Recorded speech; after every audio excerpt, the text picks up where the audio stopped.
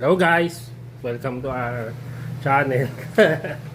Nandito po ako kami ngayon sa Tarlac. Kasama ko ang aking butihing asawa. Ayan niya po siya. O, diba? Ang ganda! So, Bebe, malaki pa na nabili natin. marami kami binili. Hindi pa na siya pang seater. Tingnan po natin kung anong gagawin namin ngayon. Ano sabi mo?